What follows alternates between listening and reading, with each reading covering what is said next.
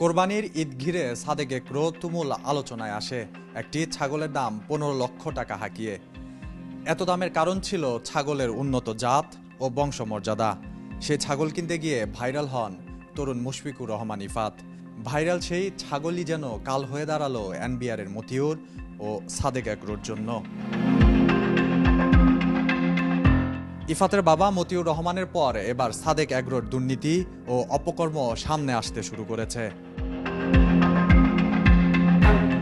ঢাকার মোহাম্মদপুরের রামচন্দ্রপুর খাল এবং সড়কের জায়গা দখল করে অফিস ও খামারের শেড তৈরি করেছে আলোচিত পশুর খামার সাদেক এগ্রো। এমন পরিস্থিতিতে বৃহস্পতিবার খাল দখল করে গড়ে তোলা সাদেক এগ্রোর অবৈধ স্থাপনা উচ্ছেদে অভিযানে নামে সিটি কর্পোরেশন। অভিযানের খবরে একটি শেড থেকে আগেই গরু সরিয়ে নিয়েছিল সাদেক এগ্রো। অভিযান শুরুর পর খামার থেকে একে একে সব ছাগল গরু সরিয়ে পাশের একটি মাঠে নেওয়া হয়।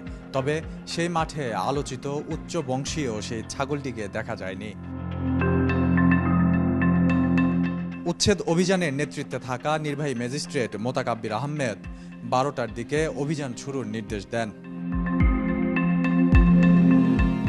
পরে নির্বাহী ম্যাজিস্ট্রেট উপস্থিত সাংবাদিকদের অভিযানের কারণ দর্শান। এর আগে নোটিশ দিয়েছি যে আপনি ঈদের আগেও, আমরা কোরবানি ঈদের আগেও নোটিশ দিয়েছি। আমরা নোটিশের কপি আমাদের কাছে আছে। সেটা হলো যে এই নোটিশটা দিয়ে ওনাকে বলা হয়েছে অবৈধ স্থাপনা থাকলে অপসারণ করুন। সেই নোটিশের উনি কোনো জবাব দেননি কিংবা উনি কোনো প্রয়োজনীয় ব্যবস্থা নেননি, যে কারণে আজকে আমাদের উচ্ছেদে আসতে হয়েছে। এছাড়াও গরুর দামে নৈরাজ্যের অভিযোগ রয়েছে সাদেক এগ্রোর বিরুদ্ধে।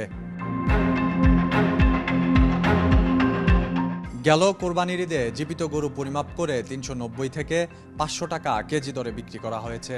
সেখানে সাদেক এগ্রো ব্রাহ্মা জাতের গরু প্রতি কেজি বিক্রি করেছে 7,000 টাকারও বেশি দামে।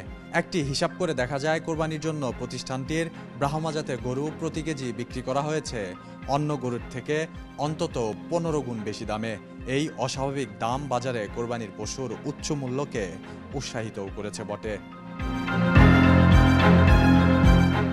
শুধু তাই নয়, ব্রাহ্মা জাতের গরু আমদানি নিষিদ্ধ হওয়া সত্ত্বেও এর আগে 2021 সালে 18টি গরু আমদানি করে সাদেক এগ্রো।